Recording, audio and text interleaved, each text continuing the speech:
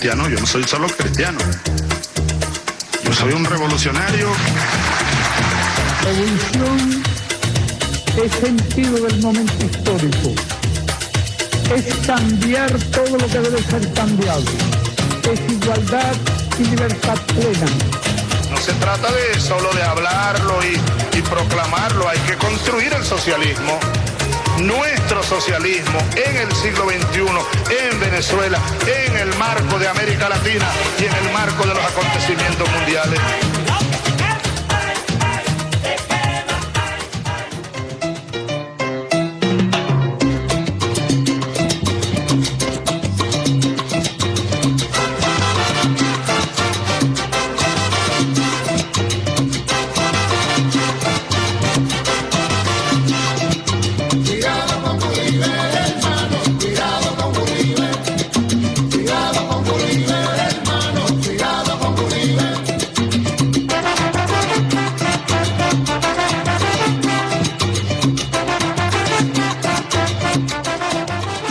Buenas noches, ¿cómo están todos? Bienvenidos a La Hojilla.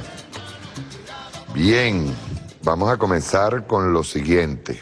Primero, están registrándose a partir de hoy, 2 de mayo, una mujer, Unión Nacional de Mujeres, mujer revolucionaria, trabajadora, ama de casa, estudiante, indígena, campesina, policía, miliciana, militar. Conformemos desde todos los espacios una organización popular, democrática, amplia, plural y diversa que garantice la defensa de nuestros derechos.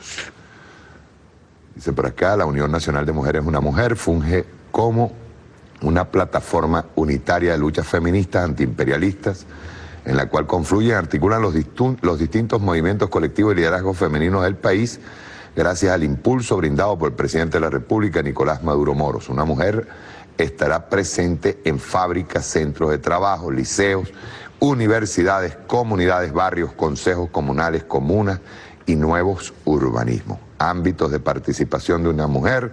Las comisiones regionales de la Una Mujer se distribuyen a través de 5 estructuras en aras de proponer políticas públicas en favor de la mujer a escala nacional, las cuales son comunicación y propaganda, convocatoria, movilización y articulación con el poder popular, contenidos y documentos, organización, articulación interinstitucional y enlace territorial. Toda integrante de la Una Mujer tiene como principio ser anticapitalista, antiimperialista, socialista, feminista, solidaria, patriota, democrática, plural, defensora de la igualdad y equidad de género, promotora del poder popular. A partir de hoy se estaban inscribiendo, esta mañana vi algo en BTV, unas transmisiones que habían. Por otro lado, quería mandarle un saludo al camarada en Valencia, Fernando Martínez Smith. Me manda este libro, yo tuve el machón de este libro cuando estaba trabajando con la campaña en Carabobo. Chávez Marcha Venezuela, de Fernando Martínez Smith. Yo tuve el machón de este libro en mi poder en el 2008. Vean todo el esfuerzo, ¿no? El trabajo que hizo Fernando Martínez Smith. Bien, vamos por parte. Una felicitación y abrazo a todos los trabajadores de Venezuela, campesinos, obreros, clase obrera, todos que conforman, hombres y mujeres, todos los que conforman el trabajo diario, los que salen a trabajar diariamente. Bien, voy a tocar un tema empezando, el tema de España. Me interesa porque el programa de hoy va a estar en base a analogías, ¿no? La renuncia de Juan Carlos Monedero al partido Podemos. Renuncia o dimisión, como le dicen ellos allá. Primero que nada, yo tengo que decirle que no seamos ingenuos. Si algo nos enseñó el comandante Chávez, es lo difícil que es ir contra el sistema y alcanzar las victorias, escuchen bien, que nos permiten ver las circunstancias objetivas y subjetivas. Me explico. 2 cosas fundamentales con el tema de España.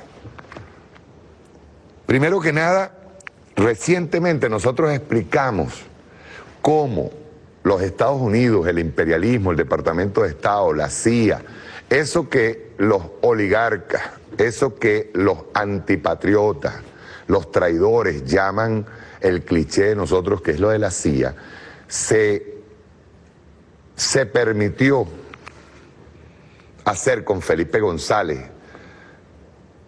para poder lograr la transición en España de la muerte de Franco a una democracia monárquica, que es una contradicción tremenda.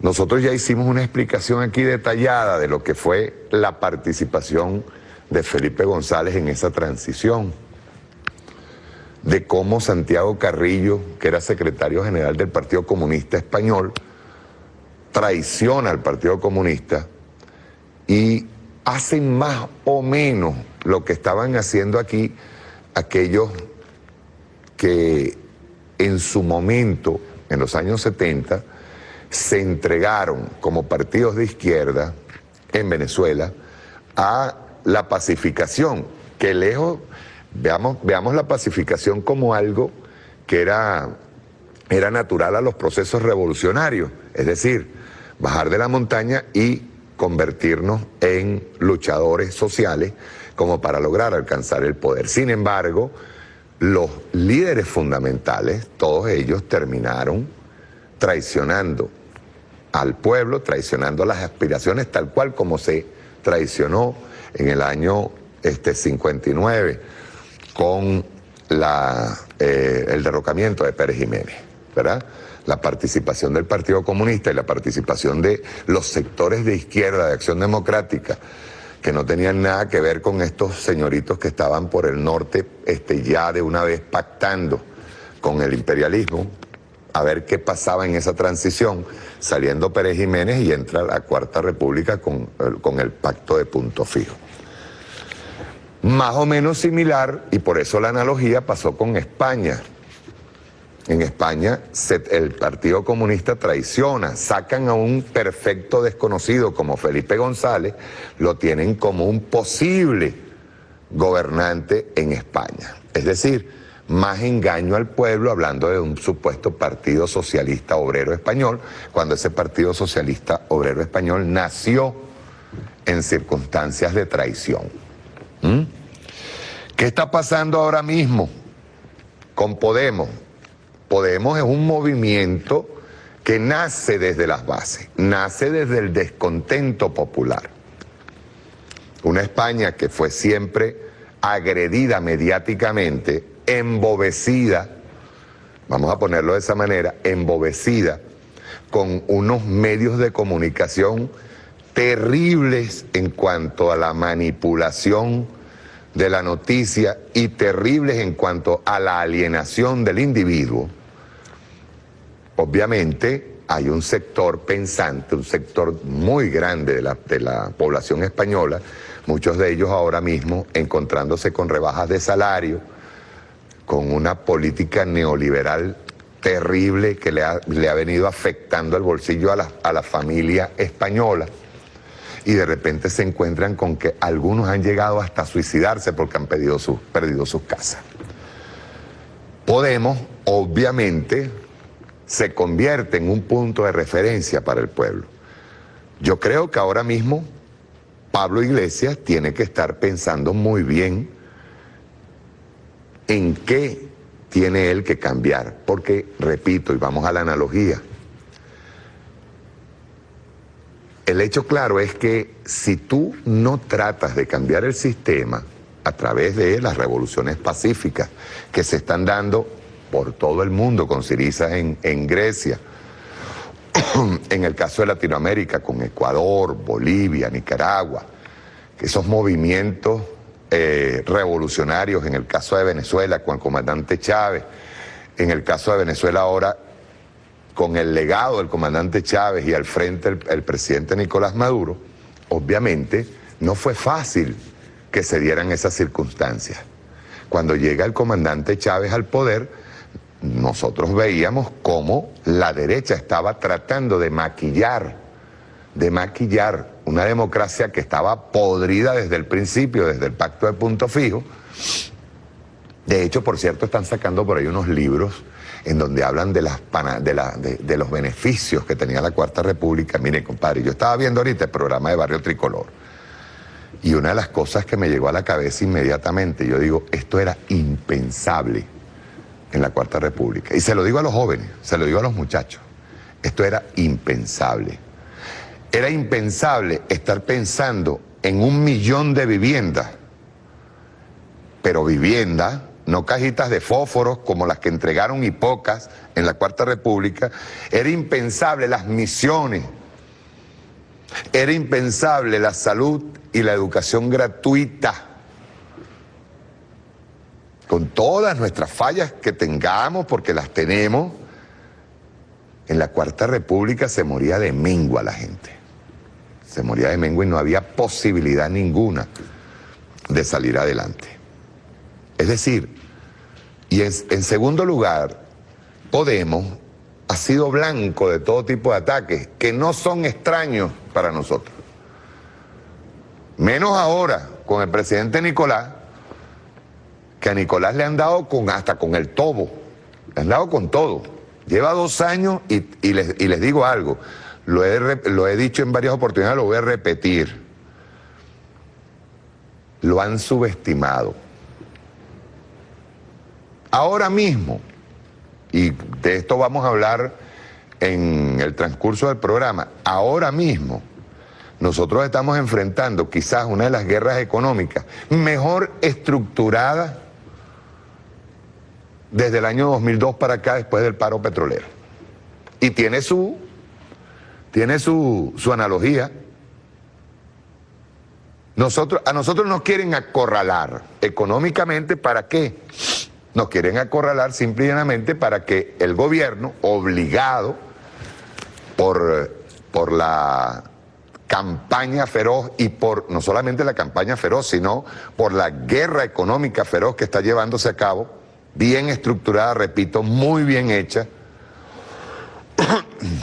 y que el gobierno, en este caso el presidente Nicolás Maduro, tome medidas neoliberales. Libere, por ejemplo, el sistema de cambio de dólar, o libere los precios, o termine entregándose un paquetazo tipo Miguel Rodríguez,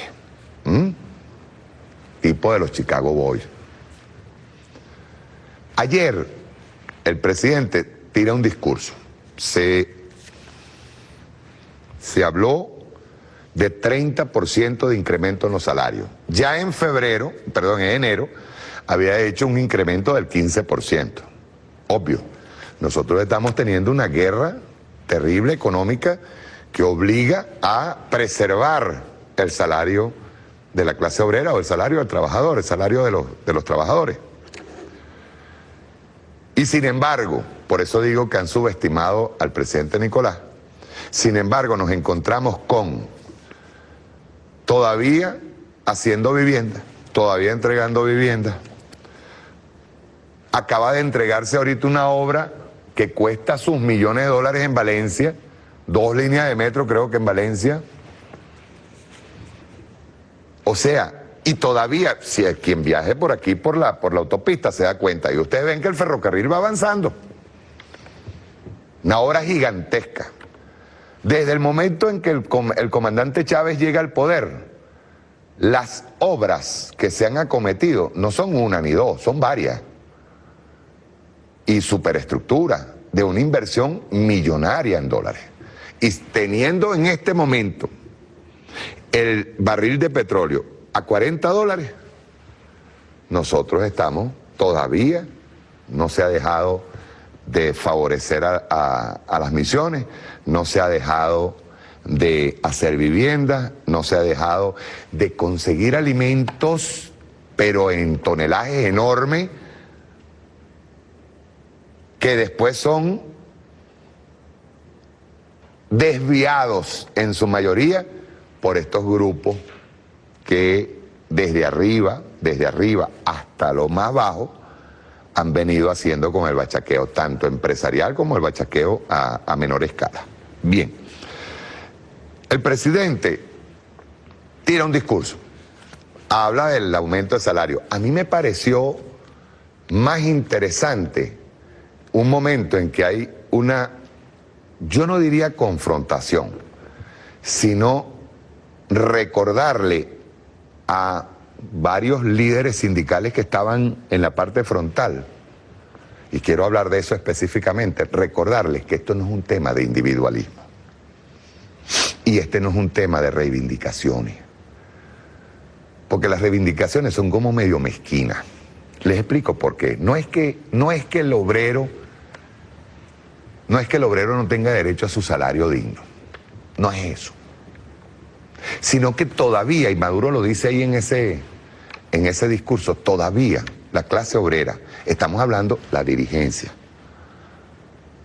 en ciertos grupitos, todavía esa clase no ha entendido el tremendo ataque que tenemos de la guerra económica. Y esto es un problema de colectivo, del pueblo, de Venezuela, del país, en donde se tendrán que tomar medidas mucho más radicales y en donde esa misma clase obrera va a tener un papel, un rol importantísimo en la toma de poder. Para poder enfrentar esa guerra económica, obviamente se necesita el pueblo, no se puede hacer solo. El presidente Nicolás ha venido pidiendo ayuda en varias oportunidades, pero pareciera que más pesa un salario que la posibilidad de la pérdida de la revolución. Me disculpan, a lo mejor me van a criticar, me van a calificar de antiobrero. No, yo no soy antiobrero, para nada. Pero nosotros tenemos un problema grave que resolver. Y la clase obrera tiene es un factor importantísimo en esa toma de poder. Es un factor tremendamente importante. Quiero ver primero un resumen del discurso que hace Nicolás, algunos comentarios y luego vamos a entrar en el tema. ¿Qué es lo que la clase obrera en este momento tiene que entender? Esto no es simple. Tenemos unos medios de comunicación que no aceptan el término guerra económica, medios de comunicación privados. Tenemos unos medios de comunicación que no aceptan la palabra acaparamiento, que no aceptan la palabra bachaqueo. Ellos hablan de escasez, de baja de producción. Y nosotros le vamos a demostrar hoy que no hay ninguna baja de producción. De hecho, han aumentado la producción, incluyendo una cartica por allí que vino de Lorenzo Mendoza. Han incrementado la producción, pero la mitad la han desviado. Y la grandísima diferencia en esta guerra económica, que es muy similar a la que pasó en el año 2002-2003 con el paro petrolero, es que ahorita los empresarios sí están ganando real, y bastante, mucho. En aquel paro, ellos pensaban que al comandante Chávez se le podía sacar en 15 días, o en 2 días, en 3 días. Resulta que el pueblo reaccionó, porque sin el pueblo nosotros no somos nada. El 13 de abril aquí hubo pueblo civil y armado que salió a la calle a rescatar al comandante Chávez. Y en el paro petrolero, aquí hubo un pueblo que dijo, no nos vas a sacar Chávez. Y ahora mismo, con todas las vicisitudes, todos los ataques, ojo, se ha multiplicado en 2 años, tanto o más que en 14 que estuvo el comandante Chávez, en 13 o 14 que estuvo el comandante Chávez en el poder. Y sin embargo, el pueblo ha seguido resistiendo. Y eso para nosotros es muy importante. Resistiendo ante la locura de quienes no les importa para nada quitarle los alimentos, quitarle el alimento al pueblo. No les importa para nada, con tal de conseguir derrocar a la revolución. Derrocar a Nicolás es derrocar la revolución bolivariana. Y derrocar la revolución bolivariana es derrocar todas las revoluciones que se están haciendo en Latinoamérica. Y sin embargo el pueblo ha aguantado estoico. Ahí está, duro, Lo dije en el primer programa y lo reitero. Que el pueblo está arrecho, sí. Está muy arrecho. Pero sin ese pueblo nosotros no podemos hacer nada, porque ese pueblo hay que incorporarlo a la lucha contra esa guerra económica. Y yo diría, más aún, a la guerra cultural que nos tienen. Pues es una cuestión cultural. Vamos a ver primero el resumen del presidente Nicolás Maduro ayer, en el silencio, al finalizar la marcha del 1 de mayo. Por cierto, la oposición no apareció por ningún lado. Ellos tiraron una marcha cortica, pero ni siquiera se vio. Bien, vamos a verlo. Rueda.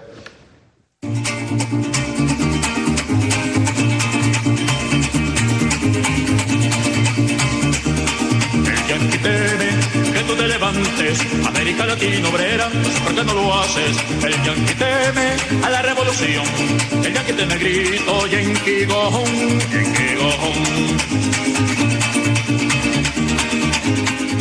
Nuestros trabajadores y las trabajadoras de la patria han dado una demostración de espíritu patriótico antiimperialista. Todo el pueblo de Venezuela, en estos primeros 4 meses, enero, febrero, marzo, abril, hay que decirlo hoy, 1 de mayo, empezando este caluroso y potente y obrero mes de mayo, hemos dado una batalla victoriosa en defensa de la paz, la independencia y la dignidad del pueblo de Venezuela.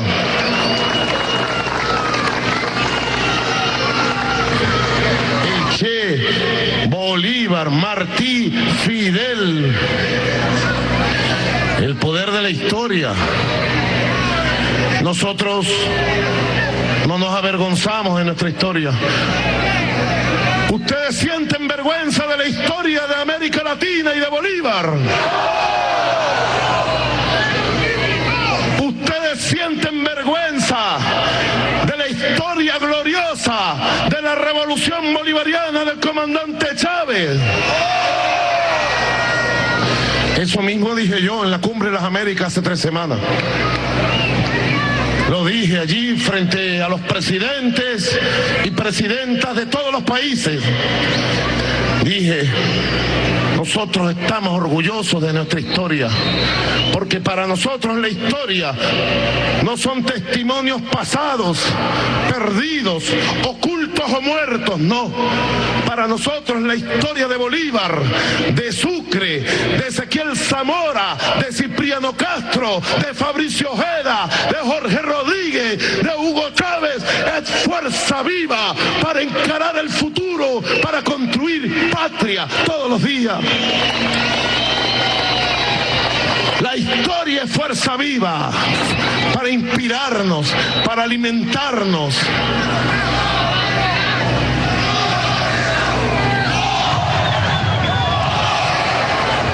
Ustedes se han propuesto como segundo propósito, como segunda consigna de este gran evento, se han propuesto una consigna muy noble.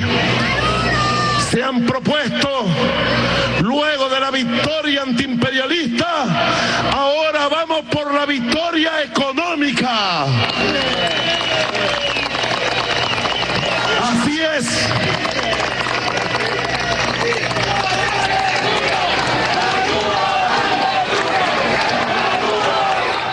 Ahora estamos obligados a concentrar todo nuestro esfuerzo,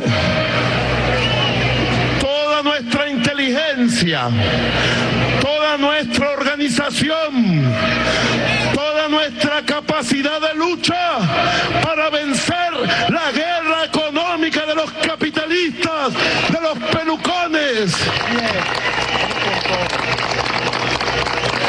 Cuento con el apoyo de la clase obrera venezolana. Vamos a dar la batalla por la victoria económica. Estoy listo, pues. Estoy listo y preparado. Y además, en medio de esta batalla antiimperialista, recuerden ustedes, la Asamblea Nacional me dio poderes habilitantes y tengo la ley habilitante en la mano para emprender todas las acciones de protección del pueblo. Quiere decir que estamos bastante bien organizados para defender nuestros derechos, y lo hacemos. Quiere decir que hemos avanzado bastante en la organización para la defensa nacional a través de los cuerpos de combatientes. Ahora, quiero decirles algo muy importante, quizás lo más importante que vine a decir hoy. Quizás lo más importante que vine a decir hoy.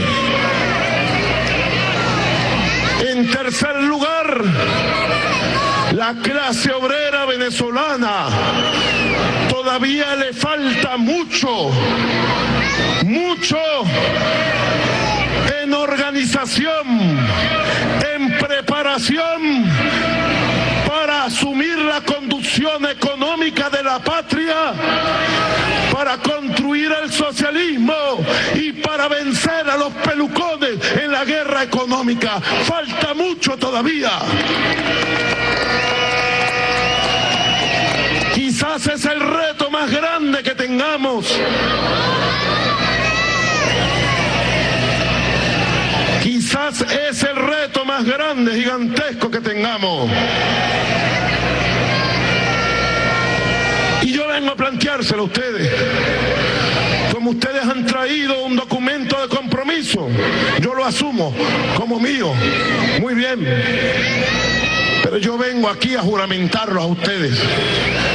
Y desde el corazón juramentar a todos los trabajadores de la patria para asumir el compromiso, el más serio compromiso que la clase obrera venezolana jamás haya asumido.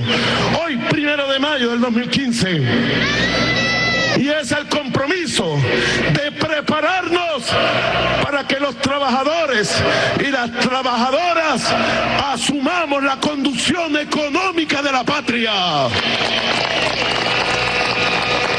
¿Ustedes están de acuerdo? ¿Ustedes están dispuestos? ¿Ustedes están seguros? ¿Ustedes quieren socialismo o capitalismo? Yo quiero escucharlo de ustedes. ¿Ustedes quieren un país neocolonial o un país independiente? ¿Ustedes quieren un país en manos de los capitalistas o en manos de los trabajadores? En resumen, ¿ustedes quieren un país productivo, próspero y socialista o capitalista? Tenemos que definirnos. Tenemos que definirnos en esta gran asamblea. Yo estoy claro, se los digo. Estoy muy claro, camarada. Aquí hay muchos de ustedes y aquí también que me conocen bien. Saben que yo tengo echado mi destino, toda mi suerte, toda mi vida, hasta el último segundo que me quede de vida con los trabajadores, con la clase obrera, con nuestra patria. No tengo más nada que hacer en la vida sino apoyar, proteger al humilde, al trabajador, a la trabajadora, al estudiante, al profesional, a la mujer, madre y abuela. Nosotros tenemos 16 meses continuos batallando contra los pelucones. Se han negado a respetar pueblo. Se han negado a respetar la Constitución. Subestiman al pueblo de Venezuela y han buscado irritar la paciencia del pueblo.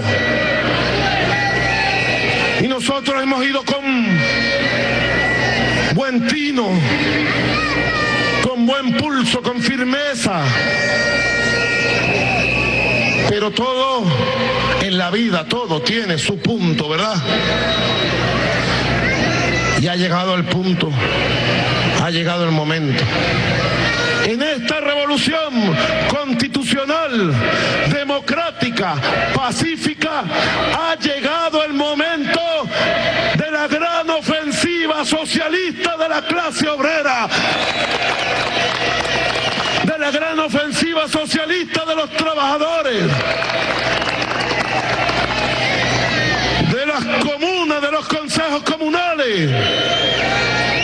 Una de dos: o ellos o nosotros, o los pelucones o el pueblo, o la oligarquía o la patria. Yo sí creo que la clase obrera, cuando se plantea las grandes luchas, se pone a la altura de las exigencias históricas y las circunstancias. Hoy no estamos a la altura todavía, y lo digo.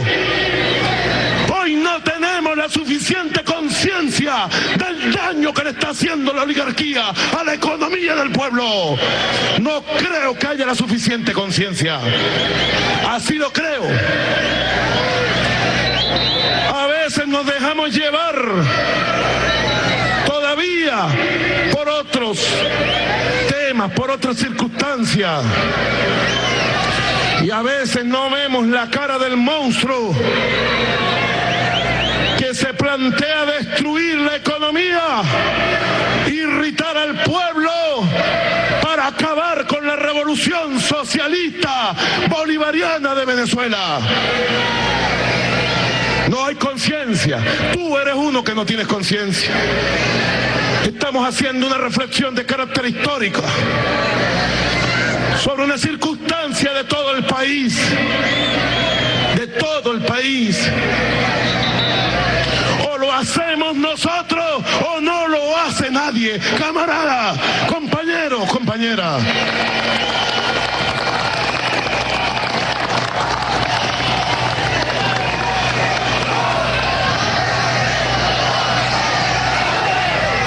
Trascender la simple visión reivindicacionista, ponerse a la altura de las luchas, asumir el compromiso consciente, es el camino. Sobre todo hoy, 1 de mayo. 1 de mayo. Yo le pregunto a ustedes, camaradas, hermanos,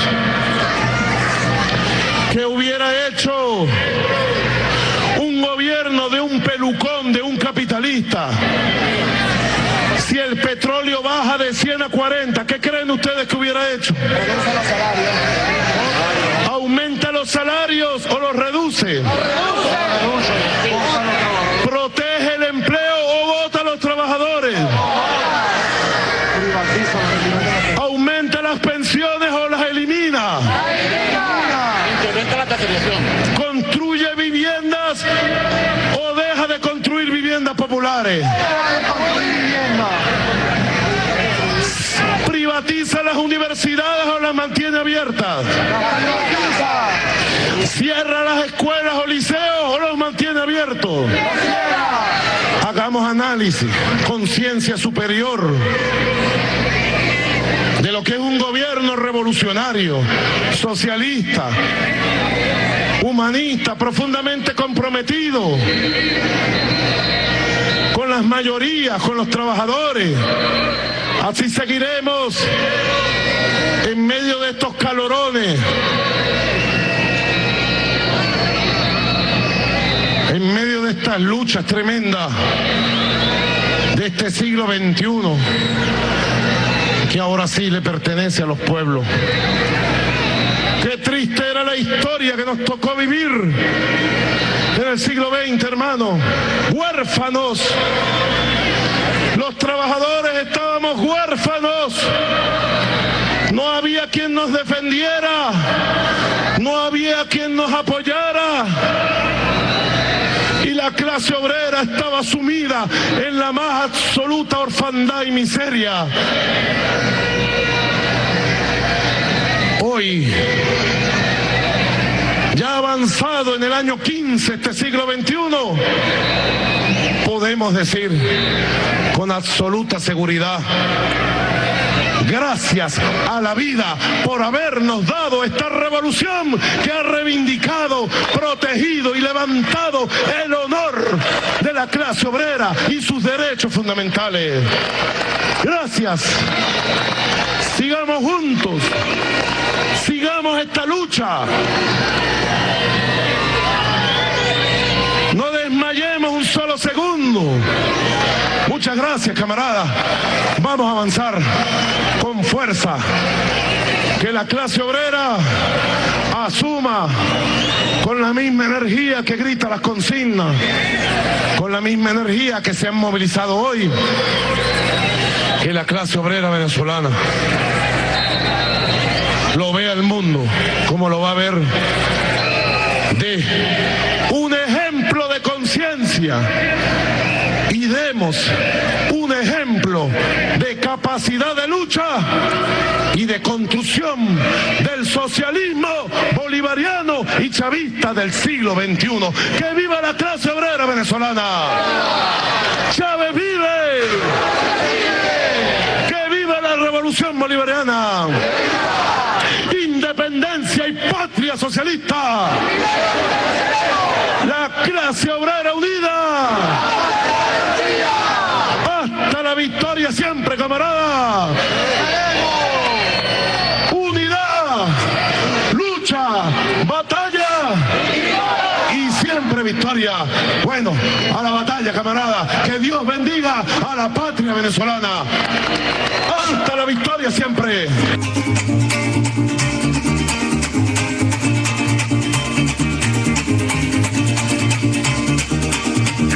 Teme que tú te levantes, América Latina obrera, ¿por qué no lo haces? Fíjense, vean bien, hay una cosa que dice ahí el presidente que es elemental: hay que trascender, hay que entender en qué momento histórico estamos y qué es lo que tenemos que hacer. Luis Sala, un economista, estuvo en un foro en la Agencia Venezolana de Noticias, en ABN. Y hay unos tips que dio él allí que me gustaría reflejarlos. Primero, lo que es cierto es que hay un plan bien estructurado, lo dije al principio, de la derecha para derrocar a la revolución bolivariana, derrocar al presidente Nicolás Maduro. Es decir, las medidas económicas que piensan implementar los sectores de la burguesía, con la protección del imperialismo norteamericano, las medidas económicas neoliberales que están pidiendo ellos a gritos, porque ya los empezaron a pedir, son las mismas que históricamente han deteriorado el bolsillo del venezolano. Recordemos el paquetazo, a quienes tengan la memoria de recordarlo, el paquetazo de Carlos Andrés Pérez, que originó el Caracazo y la infinidad de muertos que hubo acá. Empecemos por allí. Él da varios tips. Luis Sala es profesor de la Cátedra de Economía Política de la Universidad Bolivariana de Venezuela. Y dice, de 1989 al 98, cuando Venezuela atravesaba un despertar social, la inflación registró un promedio anual de 52,45%. con picos que alcanzaron hasta el 103,02% en 1996 específicamente. En contraposición, desde que el presidente Hugo Chávez ganó las elecciones, los picos, hasta la actualidad la inflación registró un promedio de 27,04%. Dice acá Salas, estas cifras evidencian que el repunte inflacionario no es más grave durante el chavismo que en la última década de la Cuarta República, como quieren hacer ver los economistas de la derecha. Dice, lo cual no le resta importancia a los indicadores actuales que nosotros tenemos que enfrentar. Dice más adelante, las medidas neoliberales que sectores de la burguesía economista de derecha, incluso de izquierda, que utilizan el aparataje teórico, claman en la actualidad, no son más que aquellas que provocaron una inflación del 80,1% en 1989, cuando Carlos Andrés Pérez aplicó lo que denominó el gran viraje, lo que provocó la sublevación del pueblo venezolano. El segundo repunte de la inflación, que hizo un hoyo en el bolsillo de la población, ocurrió en 1994, durante el segundo periodo de Rafael Caldera, con el colapso de los bancos, recuérdenlo, que de paso el gobierno revolucionario fue el que pagó el cierre de esos bancos. Pagó a los usuarios, a los que le robaron. Muchos de ellos hasta se suicidaron cuando perdieron lo del Banco Latino, recordemos. Y se alcanzó en ese periodo de Rafael Caldera 70,8% de inflación. Y llegó a registrar con el Plan Agenda Venezuela y las medidas diseñadas por el Fondo Monetario Internacional 103,2%. Esto fue antes de que entrara el comandante Chávez a la presidencia de la República.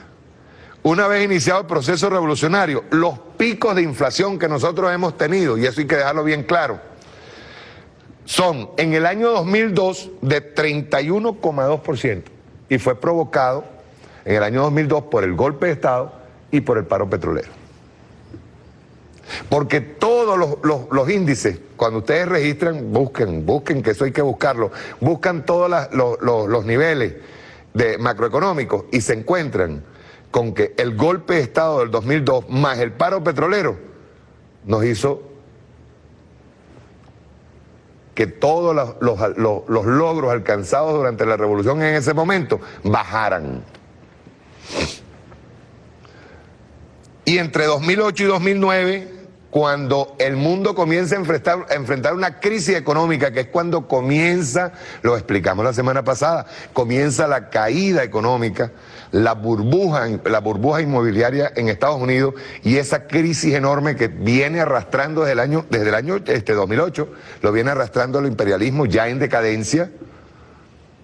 Nosotros tenemos un repunte de 30,8%. Yo recuerdo que en esa oportunidad, incluso nosotros estuvimos 2 o 3 trimestres seguidos negativos, inmediatamente volvimos a subir.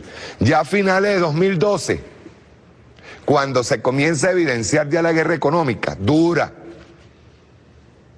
los primeros latigazos los comienzan ellos en el año 2012, porque estructuran esa guerra económica y la estructuran de tal manera, la perfeccionan, porque obviamente en un paro con Santa María cerrada, los que van a perder dinero son los comerciantes. Pero las grandes empresas con las Santa Marías abiertas comienzan un proceso de guerra económica innovador, terriblemente innovador. Produzco más cantidad, vendo menos y el resto se va para bachaqueo. O en su defecto, consigo dólares a 6.30 para traerme productos de básicos, elementales, y los vendo al dólar today. O sea, en el caso de la guerra económica es donde se comienza a registrar picos de 56,2 y 68,5 al cierre del 2014. ¿Quién es el culpable? El gobierno, la revolución. Porque a estos señores no les importa, repito, que el pueblo pase hambre. No les importa incluso agarrar un tucano y bombardear Caracas Eso fue develado hace poco. No les importa para nada las penurias que pasa el pueblo. A ellos no les interesa, lo que les interesa es simple, es acabar con la revolución bolivariana. Dentro de esta guerra económica, la especulación ideológica se ha convertido en una de las bases no visibles del iceberg, entendida en la creación de un clima en el que la zozobra es el caldo de cultivo. Es ahí el problema elemental que nosotros tenemos, que es cultural. ¿Por qué? Yo he visto gente que, a pesar de todos los años que nosotros llevamos trabajando en los medios de comunicación y explicándoles al pueblo cómo los medios privados manipulan, nosotros a estas alturas todavía vemos gente viendo Venevisión y vemos gente viendo Globovisión, viendo Televen, viendo las noticias sesgadas de Televen. Todavía a estas alturas nosotros vemos gente metida en internet, que es un hervidero de porquería de manipulación, y vemos a gente creyendo que un rumor se convierte en verdad. Por eso el presidente dice que la clase obrera le falta, pero no solo en organización, le falta es para que nos sentemos a entender qué es verdad y qué es mentira en toda esta guerra. Yo el otro día me encontré este librito, me lo regaló el comandante Chávez, se llama 5 artículos del presidente Mao Zedong, librito chiquito, 5 artículos del presidente Mao Zedong.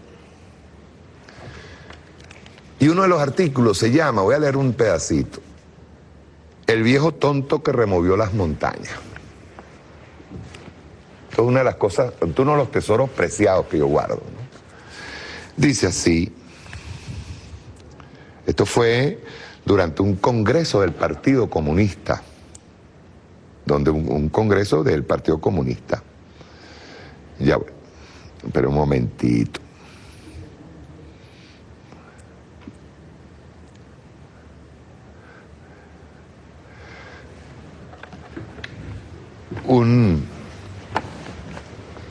Una partecita nada más. Acababan de hacer un congreso del Partido Comunista en China y Mao Zedong hace este artículo. Esta partecita es elemental, sobre todo porque se los hago desde aquí, desde el corazón, un llamado a la clase obrera. Ese llamado que está haciendo el presidente Nicolás, de llamar a la participación, a la organización y participación para tomar, conjuntamente con el presidente, tomar las riendas en lo económico y comenzar a combatir la guerra económica. Primero pasa por reconocer que nosotros tenemos una guerra económica. Entender que hay una guerra económica, que no es etérea, está ahí. Está en la cola, está en la falta de alimentos, y entender que los mismos productores de alimentos, y entender que esa oligarquía está produciendo más, pero distribuyendo menos. Decía Mao Zedong ahí, al divulgar la línea del Congreso, nos proponemos, y esto lo propongo yo a las escuelas ahorita de Cuadro, al camarada Diosdado, ¿ven? O sea, nos proponemos infundir a todo el partido y a todo el pueblo la convicción de que la revolución triunfará. Eso es lo primero. ¿Tenemos una crisis? Sí, pero tenemos algo que se llama moral. Y la moral pesa muchísimo más. Dice, ante todo, debemos elevar la conciencia política de la vanguardia, de modo que sea resuelta, no tema ningún sacrificio y supere todas las dificultades para conquistar la victoria. Pero esto no basta.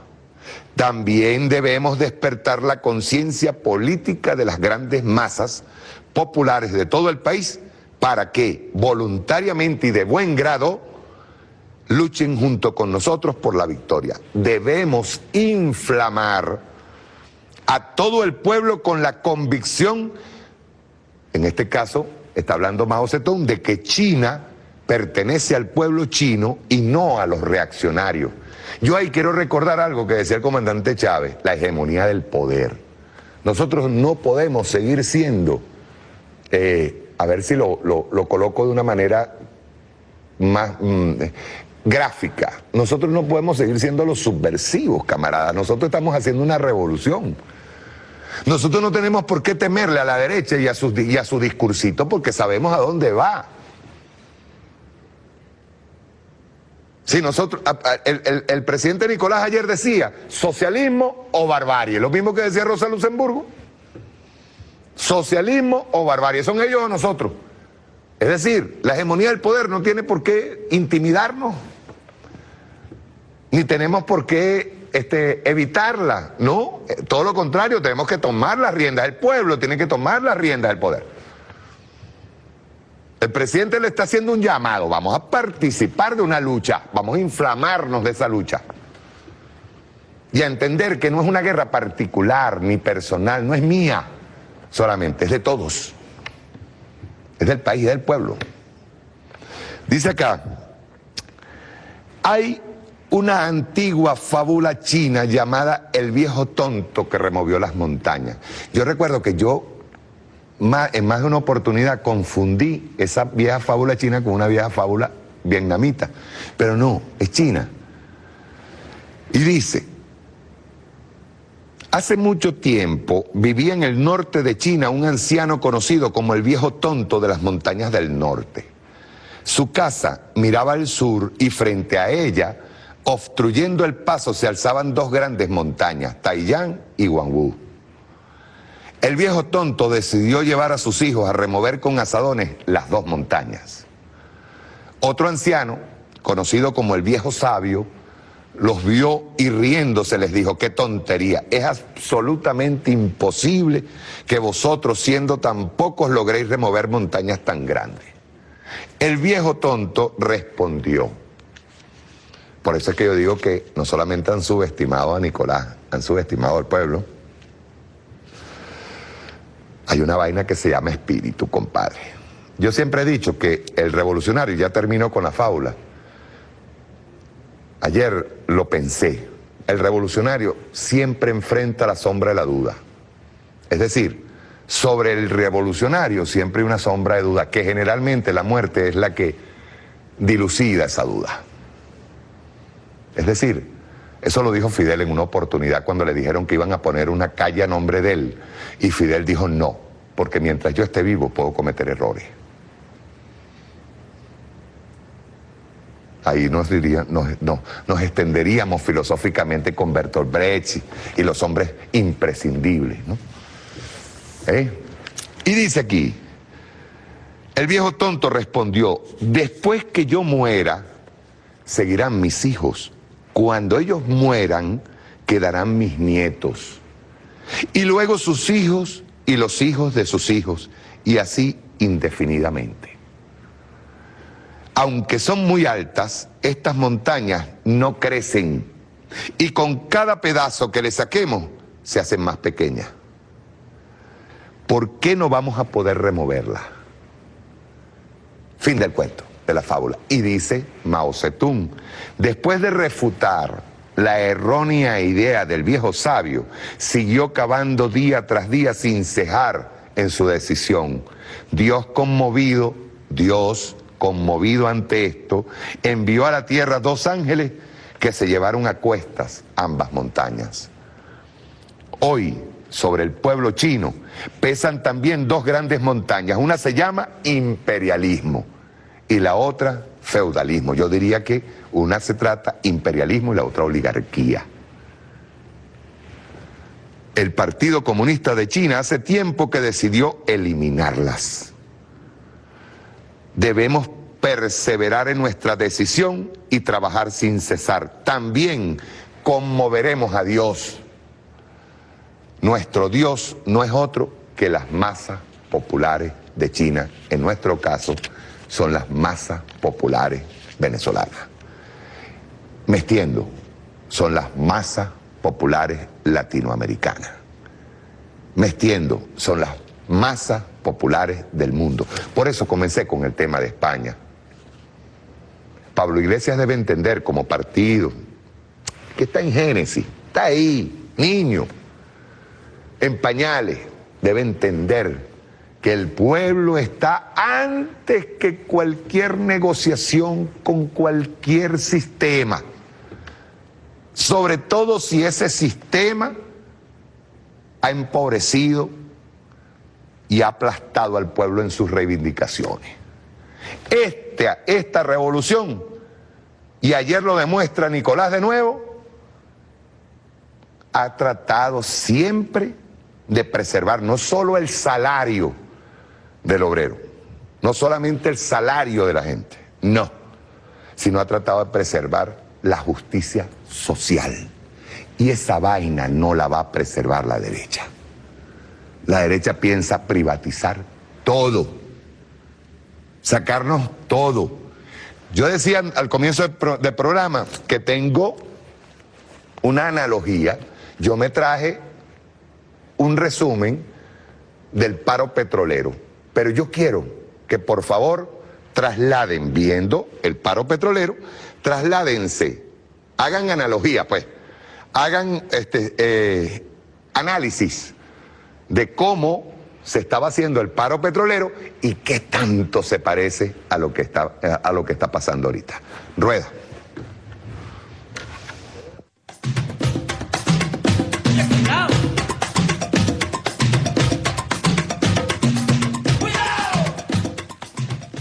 Las relaciones están regular porque a nosotros nos preocupa cualquier país que tenga problemas internos de la índole que tiene Venezuela hoy en día y la inestabilidad que existe en Venezuela.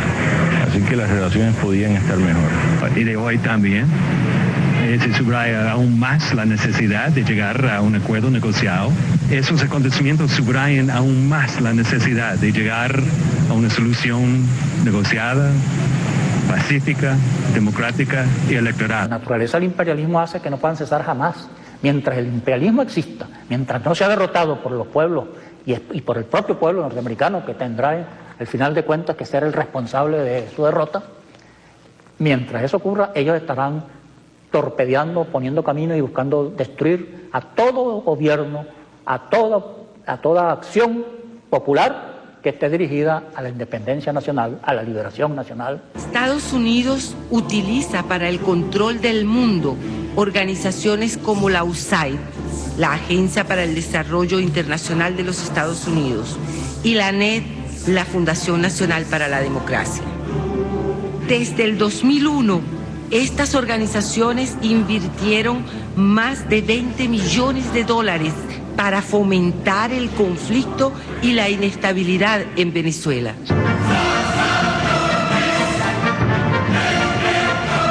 El control de PDVSA no estaba en manos del Estado venezolano. Era una empresa entregada al capital petrolero internacional. La tecnocracia neoliberal que gobernaba PDVSA, aliada con el capital transnacional, utilizó los recursos de la propia empresa para sabotearla. En Venezuela aparece petróleo y hoy en día Venezuela es el primer país con mayores reservas de petróleo en el mundo. ¿Qué quiere decir eso? Que todos los ojos de los centros imperiales están puestos en nuestra patria.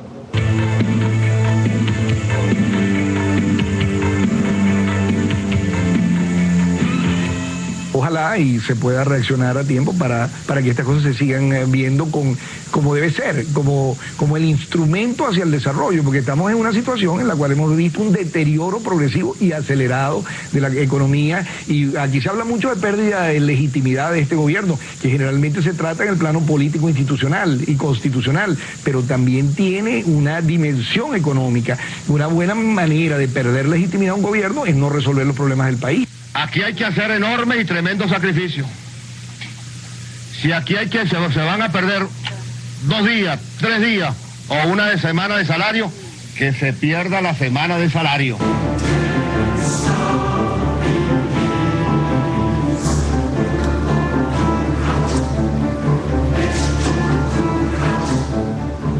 Altísima responsabilidad de encontrar una solución por la vía electoral que permita que la crisis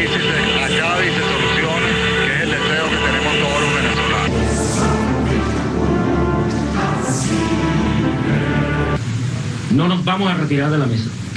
Nosotros seguimos en esta mesa y llamamos a la oposición a crear un clima, a contribuir a crear un clima que facilite la salida electoral que está planteada en el documento inicial. Ahí hay dos posiciones, como hemos venido señalando.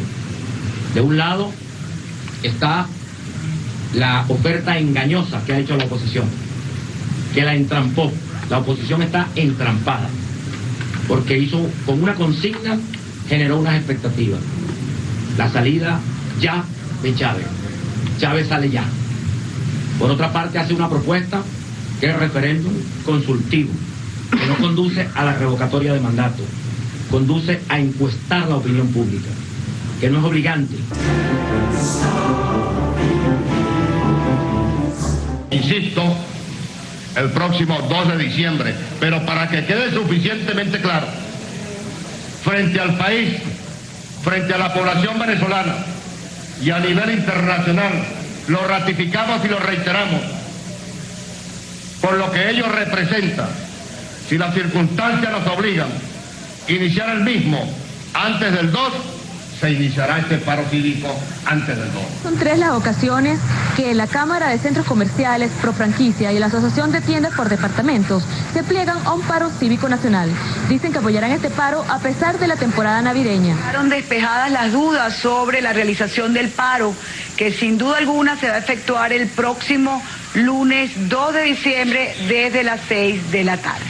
Desde las 6 de la mañana. Miembros de la Confederación de Trabajadores de Venezuela aseguran que el Zulia está totalmente preparado para plegarse a esta convocatoria y que tendrá una respuesta de más de 80%. Paro más, de que no va a ser una simple jornada más, sino que va a ser la faena definitiva con estocada y todo a los efectos de que triunfe la democracia, de que triunfe el pueblo y recuperemos la unidad nacional. El Fede Cámara y la CTV a que cumplan de frente con el país y también con sus agremiados con la responsabilidad de decretar el paro general. El derecho a huelga es un derecho de los trabajadores y trabajadoras, no de los empresarios.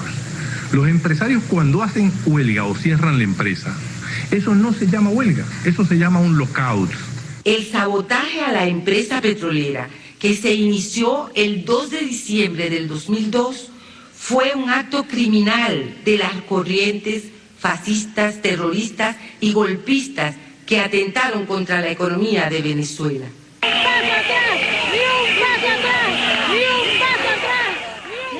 Los apátridas sabotearon los sistemas automatizados en informática y telecomunicación para paralizar la industria petrolera, logrando detener la producción, la distribución y exportación de gasolina. Primero Justicia apoya en la continuidad del paro para el día lunes 2 de diciembre como está pautado originalmente. Yo me identifico totalmente con todas aquellas personas que como miembros de esta sociedad venezolana están dispuestos a ir a un paro. El paro es un instrumento, una herramienta que busca justamente fortalecer la mesa de negociación, darle apoyo a nuestra gente que está allá, darle apoyo a César Gaviria y presionar al gobierno para que se siente a la mesa y presente una solución electoral. Soy cívico, muy cívico, cívicamente cívico. Yes. ¡Ajá! Cívicamente te convoco al paro activo, trancacalles no le parece al común de los mortales. Los maldices con estilos y los hallas con sus hijos. Si están solos, vamos todos, cacerola con los monos. A las puertas de una insurrección popular y la tónica la da el gobierno. Si hay más detenciones, si hay acciones de presión sobre los dirigentes del paro en distintos niveles de actividad y en distintos lugares de la República, este país va a la insurrección popular y el gobierno de Chávez tendría entonces las horas contadas. Soy un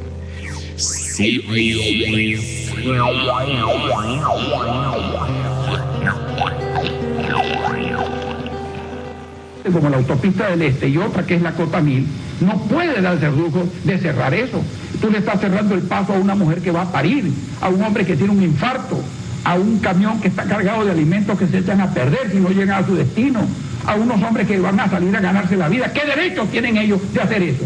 6 de la mañana y hasta la 1 de la tarde. Tranca tu barrio. Tranca tu calle. Tranca tu carretera. Tranca tu urbanización. Tranca tu avenida. Tranca tu autopista. Tranca Caracas.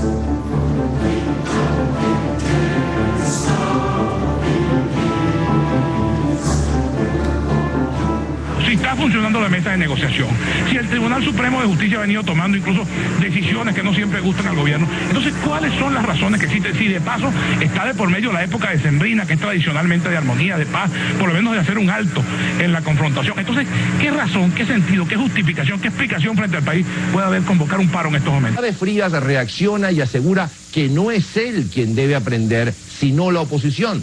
Además, en el mitin asegura que no acepta chantajes y que el paro de PDVSA es un crimen contra el mundo. Para Chapiro, lo más importante es el luto y encontrar una solución negociada. Colin Powell se comunicó con Gaviria y ratificó el apoyo a su gestión.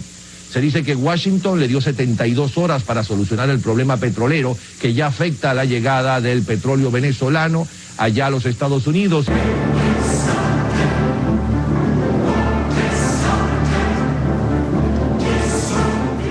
Nosotros, en nombre de la Coordinadora Democrática, hacemos responsable al presidente de la República de cualquier daño que pueda tener una instalación petrolera con impacto sobre los asentamientos humanos establecidos en el entorno, porque él, con esa vocación de intolerancia que le caracteriza, pretende doblegar la recia conducta de nuestros trabajadores y gerentes petroleros con la imposición de una actuación de fuerza que en absoluto va a poner en marcha de nuevo esa importante industria de la vida económica de la nación.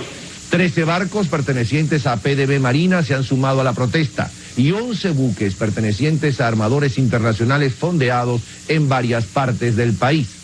Está cerrado el 50% del total producible de crudo a nivel nacional y en cuanto al gas, el 50% de producción, aunque el suministro de gas está restringido a satisfacer el consumo doméstico y generación de electricidad. Por eso es que se garantiza la electricidad.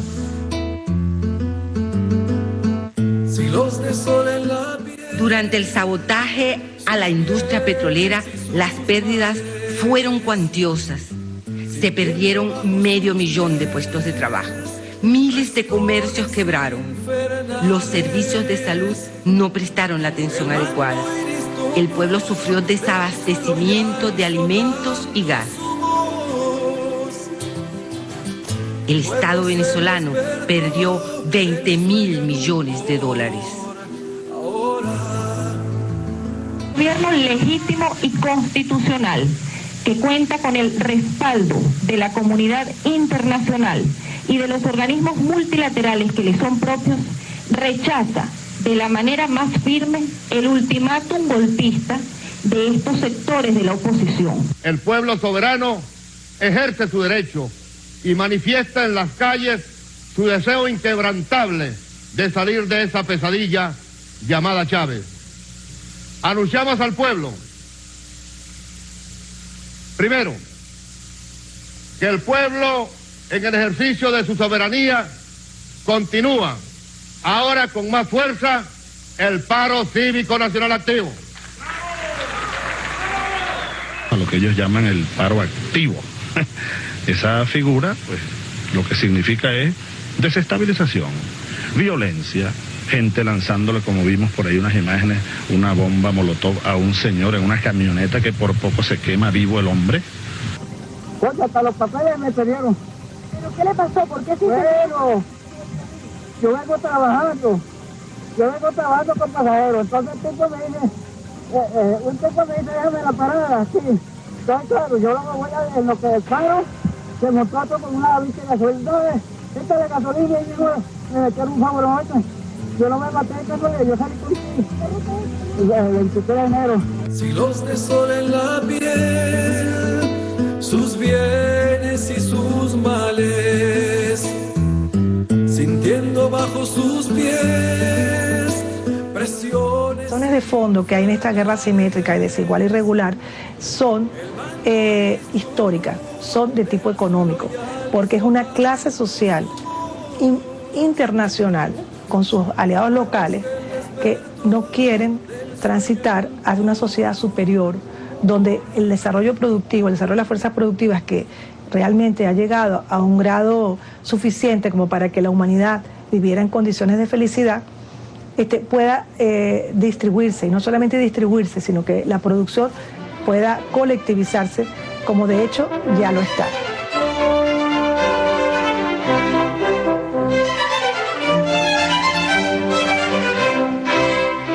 Viva, viva, tan solo el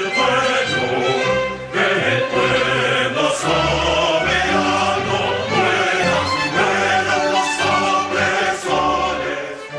Y eso hizo que en fechas posteriores a ese golpe, que viene el paro petrolero, una serie de incertidumbres, la gente se organizara. Y eso que pudiésemos nosotros haber vivido aisladamente, pudiésemos nosotros haber vivido en algún momento percibido como el miedo, que era el miedo individual, dejó de ser miedo cuando la gente empezó a organizarse. Hoy hemos demostrado, como lo hicimos el 98, el 99, el 2000, que el pueblo es sabio y sabe administrar su victoria con humildad, de manera cívica y pacífica. Canta, canta, compañero, que tu voz sea disparo, que con las manos del pueblo no habrá canto desarmado. Canta, canta, compañero, canta, canta, compañero. Canta, canta, compañero, que tu voz sea disparo, que con las manos del pueblo no habrá canto desarmado. Canta, canta, compañero, canta, canta, compañero, canta, canta, compañero. El pueblo resistió más de 60 días, apoyando en las calles al gobierno bolivariano. Que tiene latir de bombo, color de vino ancestral, viene tu cueca de lucha. No podemos optar entre vencer o morir. Aquí se prohíbe morir, se prohíbe la derrota. Necesario es vencer para que viva la República Bolivariana. Esto va para mi gente.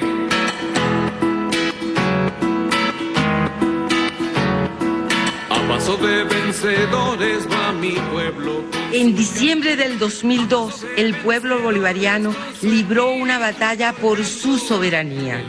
Fue un enfrentamiento contra el capital internacional, contra la oligarquía nacional y contra los opositores apátridas que controlaban a PDVSA, quienes pretendían repetir el golpe del 11 de abril. De la paz. ¡Con fuerza!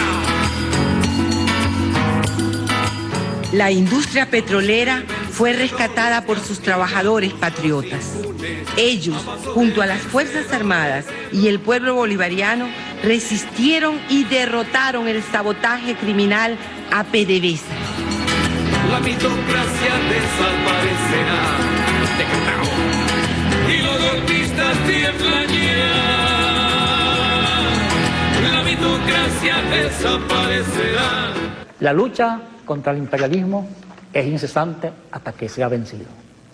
Y la lucha tiene que ser llevada por el pueblo organizado, unido, consciente cada vez más y disciplinado.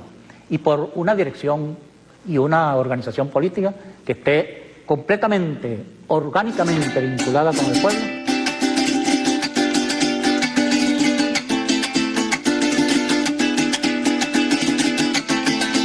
Hay dos gigantes genios que en la historia, con 1000 laureles, con oro de fama. Bolívar a Dalí de la victoria, Sucre el de mi tierra soberana. Bolívar cual Jesús el peregrino, Sucre con Juan Bel. De nuevo el Chino Valera Mora, ¿no? El socialismo no existe, pero el que vuela, vuela. Dice, el capitalismo sí. y hay que matarlo. Es el Chino Valera Mora. Miren, ¿por qué la guerra económica ha durado? Fíjense que allí en el paro petrolero hablan de 60 días. Santa María abajo. Aquí lleva 420 días, 16 meses, camarada. 16 meses continuo. Duro. Y no estoy hablando que desde finales de 2012, pues si empezamos a contar, ya la guerra económica estaba avanzando. ¿Qué pasa? Las empresas han aumentado la producción, así lo informan, y han tenido ganancias extraordinarias. ¿En qué?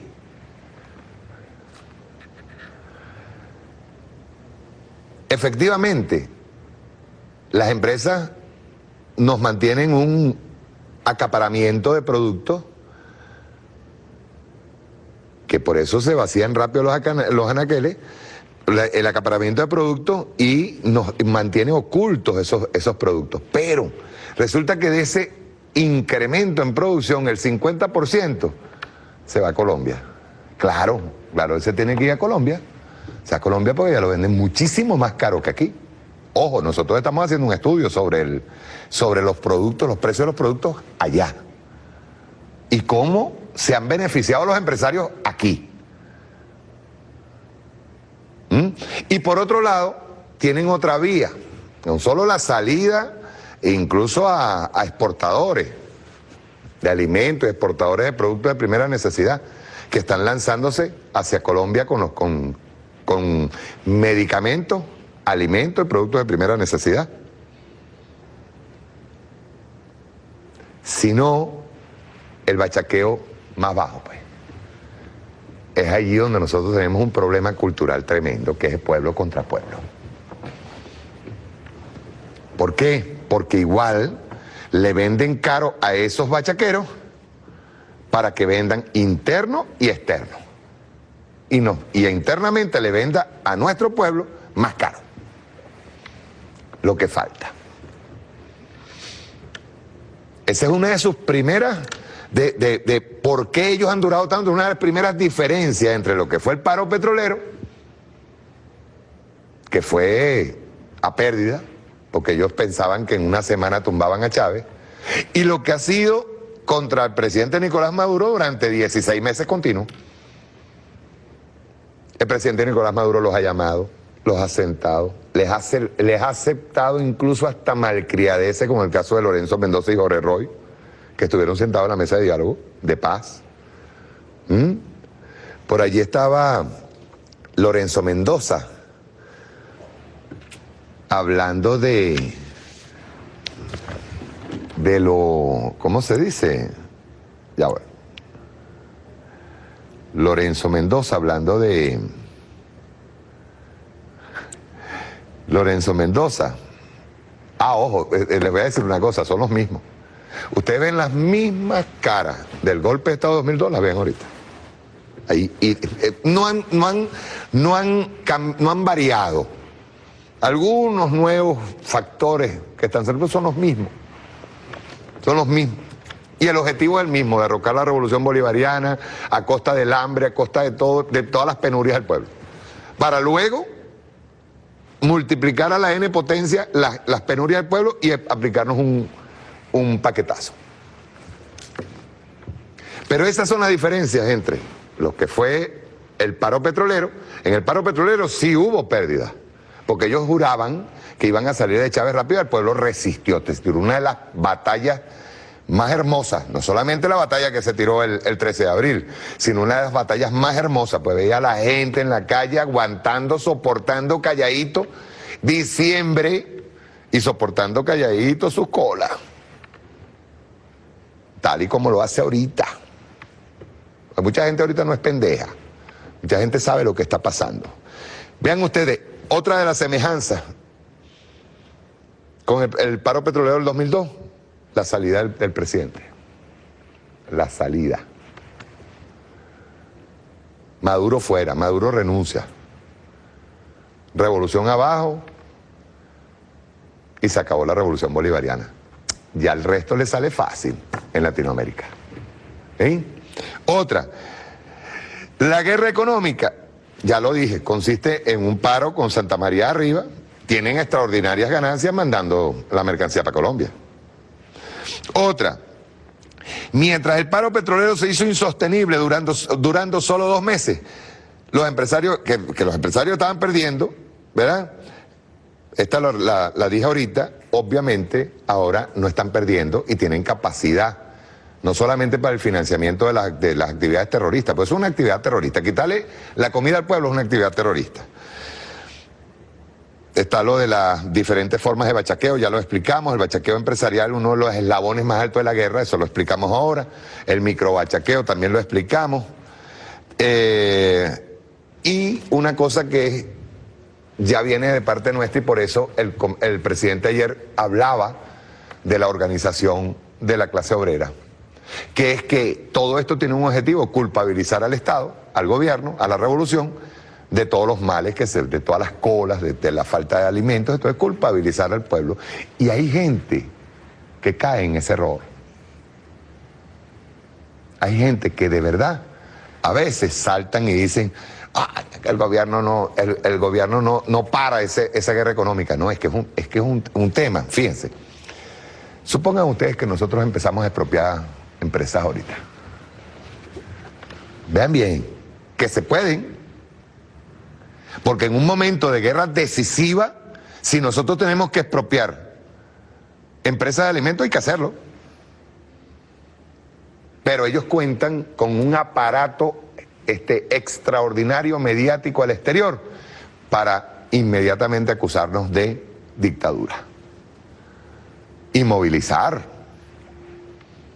Recientemente, por la decisión que toma la fiscalía de meter preso a Ledesma, por allá salió uno en Uruguay diciendo que no, ¿cómo era posible? No, mano, es un tipo que está involucrado en asesinato, igual que Leopoldo López. ¿O es que vamos a seguir convalidando a un sinvergüenza asesino? No se puede seguir convalidando.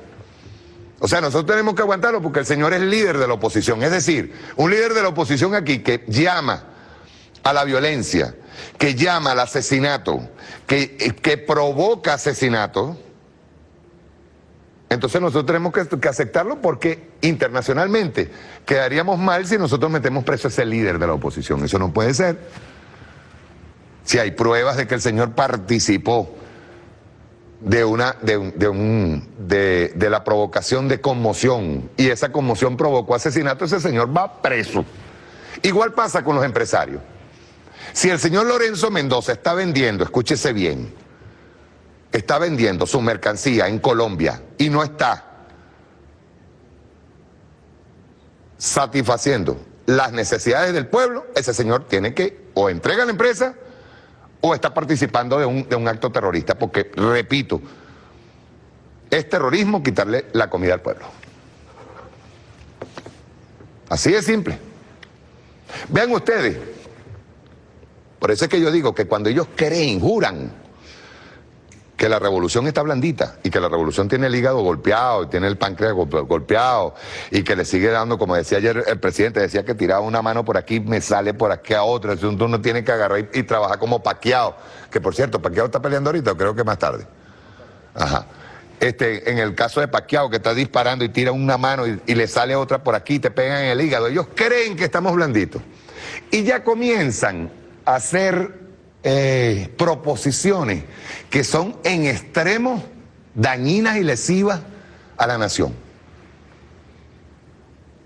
Yo les voy a pasar un videíto, porque hay una cosa, se dice que es una ONG muy vinculada a los golpistas, entre ellos, bueno, se los pongo pues, la que hizo recientemente, ahorita, el 15 de abril, ellos hicieron, aquí en Caracas, hicieron un congreso que dice dolarización de la economía. Es decir, que nosotros perdamos nuestro símbolo monetario, que es el bolívar, y hagamos, o sea, adoptemos la divisa norteamericana como divisa nacional. ¿Qué tal? Y quien presentó ese congreso es la señora Rocío Guijarro, ¿Y quién fue Rocío Guijarro? Rocío Guijarro es la que firmó por las ONG el decreto Carmona. Ella aparece allí, por las ONG, firma Rocío Guijarro. Y yo quiero que ustedes vean este video. La dolarización se llama, porque ahora resulta que esa es la panacea para la oposición. Fíjense ustedes, porque ellos creen que de verdad nos están acorralando y de verdad creen que nosotros no vamos a soportar la guerra económica. Entonces ya empezaron, en su afán, en su locura, ya comenzaron a mostrar qué es lo que quieren hacer.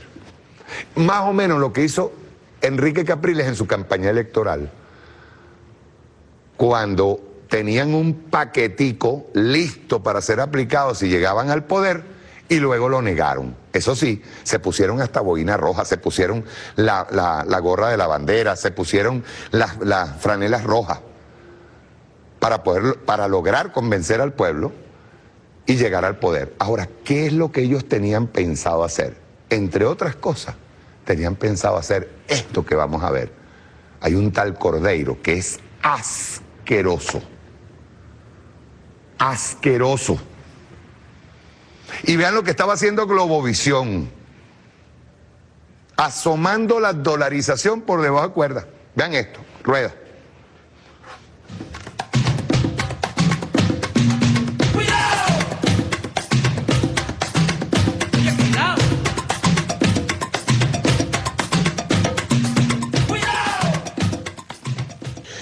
Artesanía Falcón dice, desde mi punto de vista, la solución de la crisis de nuestra economía y salvar nuestro futuro es dolarizarnos. Esa es la salida. ¿Qué opinión tiene usted al respecto? Bueno, no sé si dolarizar abiertamente, pero sí por lo menos controlar el gasto fiscal del gobierno, que no permita la emisión de moneda, que es lo que lleva al circuito perverso de la inflación. El día 14 de abril, el martes 14 de abril, hay un seminario en el CEDICE es hora de dolarizar a Venezuela. Debemos dolarizar a Venezuela y vamos a dar... O sea, usted plantea la tesis de dolarizar la economía venezolana. Hace 14 años mi trabajo especial de grado era justamente plantear la dolarización de la economía, la dolarización plena de la economía venezolana, ¿okay? Que es adoptar el dólar como moneda oficial. Bueno, lo que sí le digo es que tenemos nosotros que equilibrar las asimetrías que existen en el país. Tenemos que dolarizar los salarios que en estos momentos están bolivarizados, porque los productos están dolarizados. Lo que tenemos es que lograr un equilibrio entre ambos. El beneficio de la dolarización es que te baja la inflación a un dígito, priva al Estado al manejo de la política monetaria desordenada, genera una baja en las tasas de interés, lo cual fomenta mayor inversión. Por supuesto, el Banco Central pierde todo tipo de autonomía, no puede evaluar de manera competitiva la moneda ni nada de esas cosas, pero se genera el factor confianza. Cuando yo dolarizo una economía, yo le pregunto a la gente, democratizar la moneda, ¿estás dispuesto a recibir bolívares o a recibir dólares? Evidentemente, la respuesta va a ser dólares. Pero como anunciamos, estamos haciendo publicidad por Twitter con hashtag dolarizar es mejor. Esto para los jóvenes que están conectados, el primero que tuitee hashtag dolarizar es mejor y que pongan mi Twitter, que es @Cordeiro, aunque yo no uso mucho Twitter, pero que pongan @Cordeiro y dolarizar es mejor, se gana un libro. ¿Y sería viable en Venezuela la dolarización? La tendencia de una moneda única a nivel global sería lo ideal. 4 o 5 monedas a nivel mundial sería lo que permitiría un mayor flujo de comercio internacional. Ok, entonces espero que estén haciendo. Nuestros amigos de CEDICE van a chequear quién fue el primero que tuiteó y se gana el libro de la segunda muerte de Bolívar. Aunque ahorita estamos trabajando en la tercera muerte de Bolívar, porque ya Bolívar se murió la segunda vez, ahorita se está muriendo de nuevo. La Guerra Fría llegó a su fin hace mucho tiempo. Y a mí no me interesa el que sigan habiendo batallas que francamente empezaron antes de que naciera. El tema de la dolarización, aunque a mí me gusta mucho la dolarización, si han visto mi corbata, ¿verdad? A mí me gustan los dólares. Pero a mí me gusta también hablar de algo que es más importante y filosóficamente es más profundo, que es la democratización del dinero. La idea nuestra no es tanto dolarizar, sino democratizar el dinero, que uno pueda elegir su moneda. porque si hay alguien que le gusta mucho los bolívares, yo realmente no conozco a nadie, pero si a alguien le gusta, bueno, usted guarde sus bolívares, pero a mí me gustan los dólares, ¿ok? Y si a alguien le gustan los francos suizos, bueno, los francos suizos, lo que sea. Entonces la idea es mucho más general y es lo que se llama la democratización de la moneda, como el premio Nobel Friedrich von Hayek, premio Nobel 1976, él incluso hablaba de la desnacionalización del dinero, que al dinero había que quitarle todos los próceres, todos los nombres, todas las caritas y volver a un dinero desnacionalizado quizás basado en el oro y la plata. Pero a falta de oro y plata están buenos los dólares. El punto final es este: los Estados Unidos miran hacia el futuro. Nosotros no queremos estar atrapados en la ideología, por lo menos yo no lo estoy, me interesa el progreso y me interesan los resultados. Lamento que no esté el presidente Obama aquí, a quien respeto, a pesar de que ha amenazado a mi patria. Porque para nosotros la historia no son testimonios pasados, ocultos y muertos. Para nosotros la historia es una fuerza viva. Y hablamos de la historia porque estamos orgullosos de nuestra historia, de la que construyeron los libertadores y de la que estamos construyendo hoy. No tenemos una historia oscura de la cual arrepentirnos, porque nunca hemos bombardeado ni asesinado a pueblos hermanos en ningún lugar del mundo.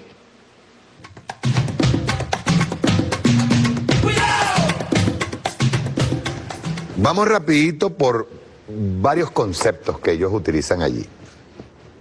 Fíjate bien, hablan de democratizar la moneda.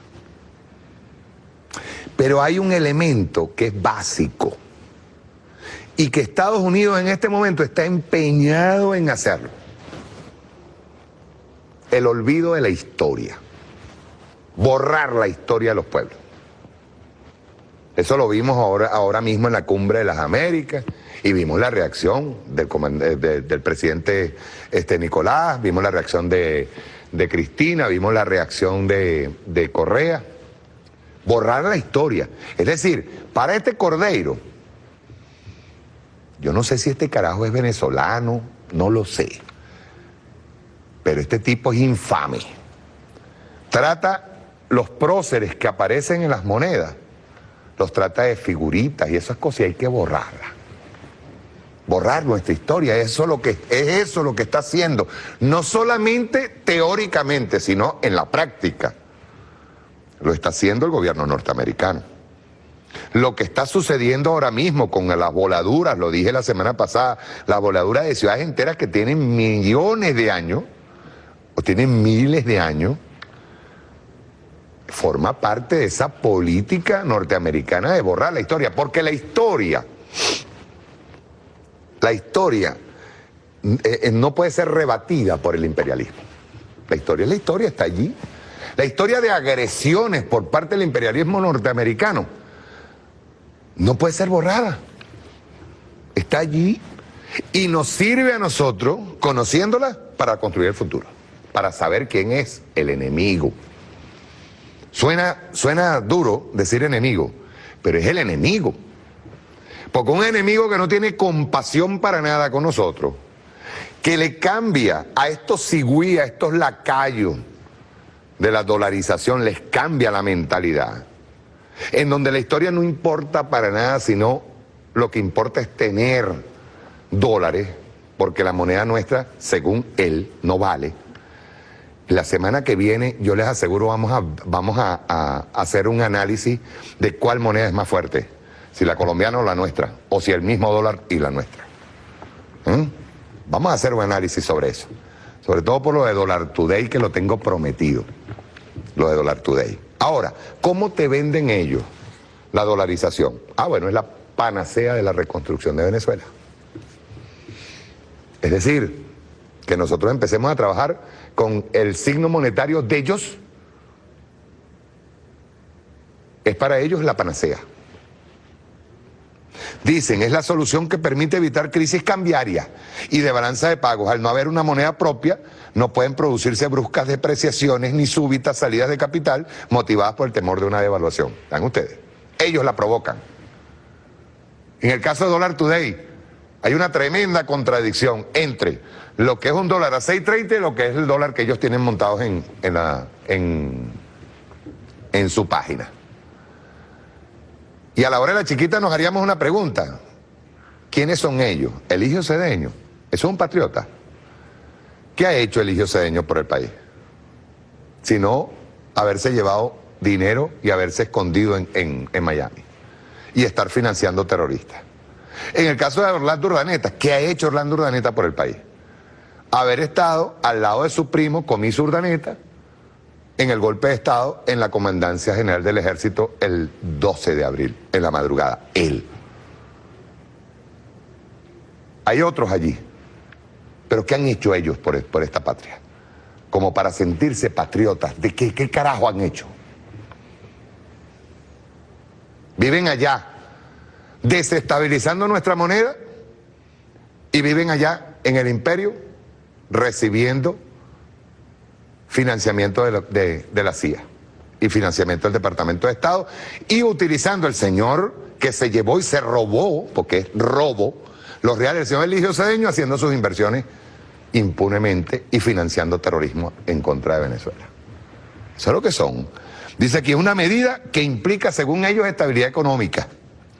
Mediante esta aumentaría la confianza de los inversionistas en el país, lo que se traduciría en más inversión y crecimiento. Claro, al tener nosotros como signo monetario el dólar, los empresarios van a traficar su mercancía y sus inversiones a través del dólar, pues. No hay bolívares.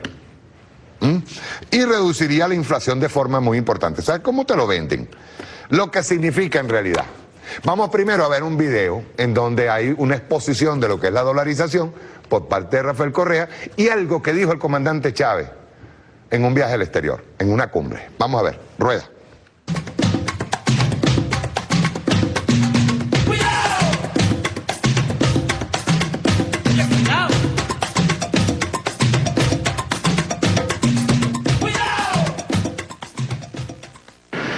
Lamentablemente, por los errores históricos cometidos en nuestro país, nosotros no tenemos moneda nacional. Es más, tenemos una moneda extranjera, lo cual significa que estamos sometidos a la política monetaria de otro país, en este caso Estados Unidos, que está haciendo exactamente lo contrario de lo que nosotros requerimos para enfrentar el escenario que se avecina. Esto es, está apreciando el dólar. Ojalá entiendan esto, sobre todo nuestros estudiantes de economía. Con toda la parafernalia de siempre, con las propagandas, se dijo que la dolarización era el último descubrimiento, poco menos, de la civilización, y que eran unos tontos los países que no dolarizaban. Entonces, ¿por qué el resto de Sudamérica nunca dolarizó? Para algo debe servir la moneda nacional. Y sirve para muchas cosas. Es el principal mecanismo de coordinación social, pero sobre todo sirve como un instrumento más poderosísimo para enfrentar esta clase de crisis, sobre todo crisis o problemas en el sector externo. Aquí un mensaje muy importante, sobre todo para nuestros estudiantes de economía. Una cosa es buena suerte, otra cosa, buenas políticas. La dolarización fue una pésima decisión, pero tuvimos buena suerte, con un dólar continuamente depreciándose. En estos tiempos difíciles veremos cuán importante es tener una moneda nacional y con ello política monetaria propia. Si dolarizar es tan inteligente, propóngale pues a Colombia dolarizar y verán cuál va a ser la respuesta que van a tener. Respuesta que yo también hubiera dado si hubiera sido presidente en esos tiempos de tanta novelería y entreguismo, incluso de la soberanía nacional, porque la moneda nacional es uno de los emblemas de la soberanía de un país. Y hoy no solo que no tenemos moneda nacional, no, a diferencia de Europa, que tiene una moneda común, y fíjense, con una moneda común les ha costado tanto enfrentar la crisis. Nosotros tenemos una moneda extranjera. Eso significa que respondemos a la política monetaria, objetivos, visiones de otro país. La situación es mucho más grave. Es momento de darle forma a algunas ideas que nosotros venimos, planteando desde hace varios años y que mucha gente las miraba. Algo así como dijo la secretaria de Estado de los Estados Unidos. Creo que dijo que discutir con Chávez era algo como infantil. Cada día se me parece más a Condoleezza Rice, la actual secretaria de Estado, ¿no? Pero bueno, ideas que tenemos años planteando. Algunos las minimizan o las han minimizado, o las consideran eso, algo infantil, utópica, o locuras de madrugada. No, son propuestas para el mundo nuevo. El imperio del dólar. Mira, el mundo es víctima del imperio del dólar entre tantos. Un día me dijo Fidel Castro, Chávez, mira, Estados Unidos ha comprado medio mundo con puros papeles. Papeles que no tienen sustentación económica. Pues llegó la hora. Nosotros, pues yo te lo voy a adelantar. Tú que me preguntabas. Una propuesta. Lo voy a complacer. Y él también, ustedes dos. Nosotros tenemos la idea. Y por primera vez la voy a comentar en público. De una moneda internacional. Que a mí me emociona la sola idea. El petro. Petromoneda. Bueno, que se fundamente sobre todo en las grandes reservas de petróleo que tenemos algunos países del mundo. Así como en otra época, para emitir moneda, debía estar esa emisión sustentada en el oro, y Estados Unidos fue el culpable de haber roto, ¿no?, lo que era la referencia al patrón oro. Y ahí empezó el descalabro. Y además la utilización abusiva, unilateral, de ese privilegio que nadie le dio a Estados Unidos. Ellos, imperio, al fin se lo abrogaron. Y han inundado este mundo de dólares que no tienen ningún valor. Han comprado, como dijo Fidel, medio mundo y más, con puros papeles que no tienen más valor que lo que cuesta el papel, pues.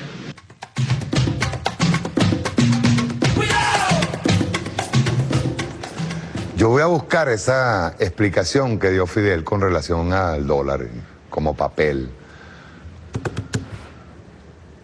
Estados Unidos, desde el momento en que se saltó a la ligera y empezó a imprimir dólares como loco, se saltó a la ligera lo que era el valor de ese papel. O sea, nosotros, a todos aquellos que agarran y acumulan dólares, están acumulando papel. Ahí en Estados Unidos hay una crisis. Y una crisis financiera dura. Por eso es que está buscando hacia atrás, está buscando hacia acá, hacia Latinoamérica, recursos, petróleo, minerales, está buscando todo, incluso buscando los recursos hídricos más hermosos que hay en el mundo, biológicos, hídricos, ¿no?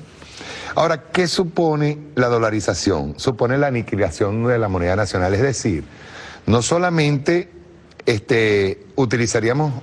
perderíamos soberanía, sino que, ¿para qué tenemos el Banco Central? El Banco Central no serviría de nada, porque no puede hacerse ningún tipo de política monetaria. Porque estamos dependiendo de Estados Unidos, del dólar norteamericano. Y al no tener nosotros capacidad de producir dinero, quien al final se favorece es el empresario, porque el gobierno perdería el control. Vean ustedes, estaríamos retrocediendo años luz, pues. Porque en ese mismo Congreso dice, una de las cosas que ellos nos acusan es del monopolio, así mismo, del monopolio del gobierno. No es monopolio. Todo Estado tiene que garantizar primero el control sobre sectores estratégicos, energía, alimentos, educación. No es que estemos en contra de la inversión de empresas privadas, no, pero esas empresas privadas no pueden pasar por encima del Estado, ni por encima del pueblo, peor aún, ni por encima del hambre del pueblo. No pueden hacerlo. Un Estado soberano actúa siempre en función de la justicia social, es decir, de preservar al pueblo por encima de un grupito de vagabundos que pretenden tener al capital por encima del pueblo. Es así como se ve. Vean, Panamá dolarizó. 1904, eso fue en el marco de la construcción del Canal de Panamá. ¿Qué ha pasado con Panamá? Bueno, que Panamá primero eliminó las barreras arancelarias, los impuestos para beneficiar las exportaciones desde ese país, además de promover la inyección de capital financiero que solo beneficia a las grandes empresas. A mí me da risa porque en estos días estaba un señor hablando del crecimiento de Panamá. Habría que hacer como se hizo cuando se hablaba del milagro chileno con Piñera y averiguar qué pasaba en los barrios. Porque el crecimiento macroeconómico a veces está tan divorciado del pueblo que se muestra frío en las cifras, pero no muestra el hambre, no muestra el abandono del pueblo, el abandono a que se somete al pueblo, no. El Salvador fue dolarizado el mismo año que Ecuador bajo la ley de integración monetaria. Y el país centroamericano tiene un aparato productivo bastante disminuido y básicamente vive de las remesas que envían los ciudadanos desde el imperio. Ahí hay un gobierno del Frente Farabundo Martí. Y ese gobierno del Frente Farabundo Martí vive prácticamente de las remesas que vienen de Estados Unidos. No tiene libertad económica. No existe un banco central al que acudir. Estos señores de la oposición y los cigüí, que son cigüí del imperialismo, pretenden que no solamente se revierta todo tipo de lucha o todos los logros todo lo que se logró en la revolución, pues. Por ejemplo, el control del Banco Central de Venezuela, que antes estaba en manos de ellos. Porque cuando ellos te hablan de autonomía, ¿de qué tipo de autonomía te hablan? En la Cuarta República metían gente de la oligarquía en los cargos en donde se pasaba dinero, Hacienda, en el Banco Central de Venezuela. Eso se acabó. Hasta hace poquito. El comandante tuvo que agarrar y decirle al Banco Central, no señor, se acabó su autonomía, camarada. Hasta hace poquito. Durante el primer año de dolarización, el gobierno salvadoreño aumentó las tasas de interés para beneficiar las exportaciones estadounidenses, estancando el sector comercial y productivo de la nación. Como El Salvador perdió la capacidad de imprimir moneda y financiar con autonomía el gasto público, 13 días luego de la dolarización ocurrió un terremoto importante y el Estado no pudo responder porque no tenía dinero. Luego de la dolarización, El Salvador tiene una pobreza calculada en el orden del 30%, pobreza extrema. No hablamos de la pobreza normal, la pobreza extrema del 34%. En Ecuador, si no es por la batalla que se está dando ahí Correa, la dolarización hubiese reventado a Ecuador. Gracias a la Revolución Ciudadana, vean lo que está teniendo Ecuador. Pero hay algo más. Miren, yo estaba leyendo la carta, con esto vamos a finalizar, la carta de Lorencito. Lorenzo. Y hay una parte en donde ellos dicen aquí, él dice aquí, creemos en la importancia de estimular la producción nacional, de darle valor a lo hecho en Venezuela, y por eso la gran mayoría de nuestros recursos se invierten en el país. Solo en 2014 las inversiones en Venezuela alcanzaron la cifra de 7.200 millones de bolívares. Fíjense ustedes que él habla de 7.200 millones de bolívares, él, aquí. Pero no habla de las ganancias en el exterior con la cerveza. No habla de las ganancias en Colombia con lo que montó en Colombia. En dólares. Y todavía le pide al Estado que le dé dólares para hacer la harina pan. Lorencito. Otra cosa, dice aquí, es así como en los últimos 2 años hemos puesto en marcha varias plantas, como las de yogur pasteurizado, para eso sí hay leche, ¿verdad? Hojuelas de maíz, mezcla para cachapa, té en polvo y gelatina. Y dice aquí, generando nuevos puestos de trabajo. Esto es muy fácil. Si a los productos así como el arroz, si yo no vendo arroz que está controlado, que es el arroz blanco, y le meto un saborcito y me meto todos los reales del mundo, ¿cómo no voy a tener yo capacidad para emplear? Los derivados, pues. Las hojuelas de maíz, o como dice por aquí, en un artículo que saca Misión Verdad, hay que ponerle, el nombre del artículo es muy bueno, dice el mojón mental de la polar. Y dice aquí, hay una parte donde él dice primero que ellos han sido expertos, muy buenos, haciendo propaganda. Utilizaron al béisbol hasta hace poco para vender la cerveza, ponían Martín Polar, pero nada más poner allí al osito de la Polar ya estaban vendiendo cerveza.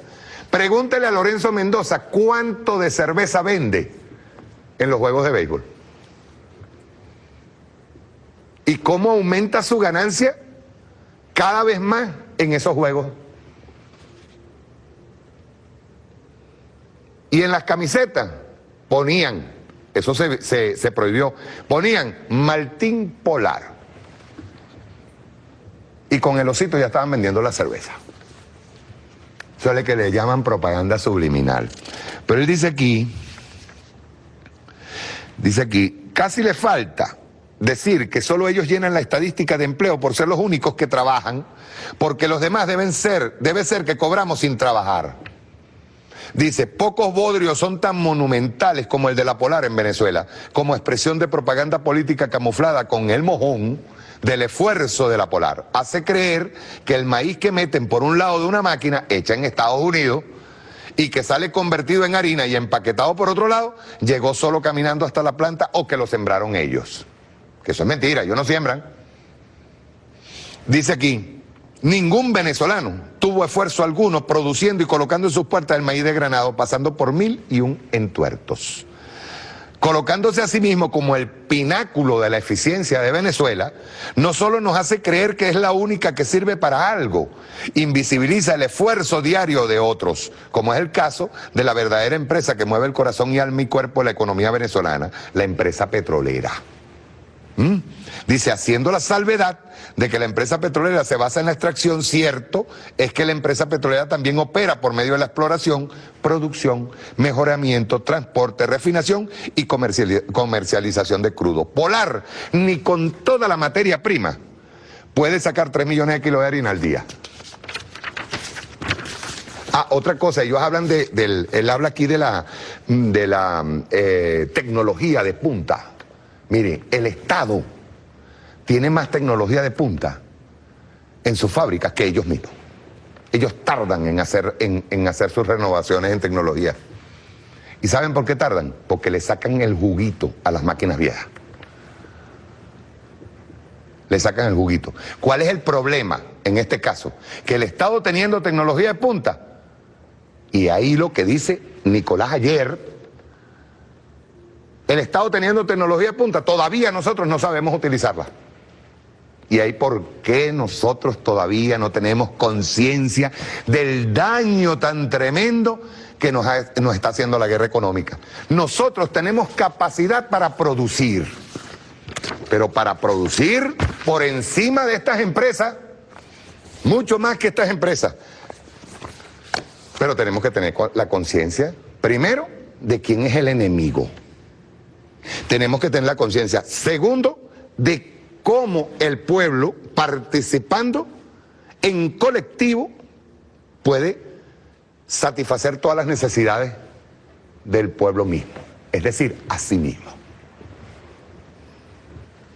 Producción, trabajo, producción, como debe ser. Nosotros tenemos que pasar por encima de esta guerra económica, no solamente metiéndole el hombro al presidente de la República, líder ahora de la revolución, y se los pongo bien claro, yo no quisiera estar en los zapatos de Nicolás,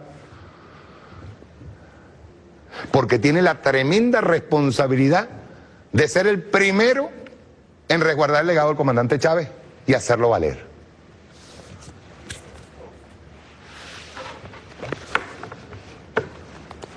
Por eso es que nosotros tenemos que, primero, organización del pueblo, para poder enfrentar la guerra económica.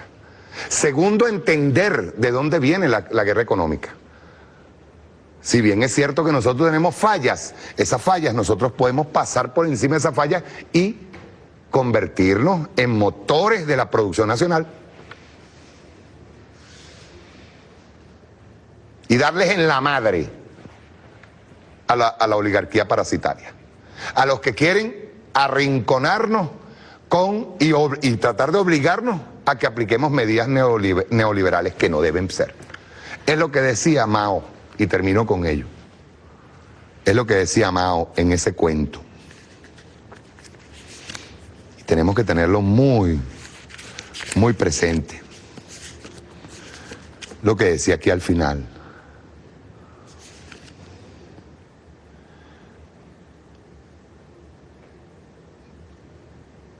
Dice aquí, hoy sobre el pueblo chino, vamos a decirlo a los venezolanos, hoy sobre el pueblo venezolano pesan también dos grandes montañas.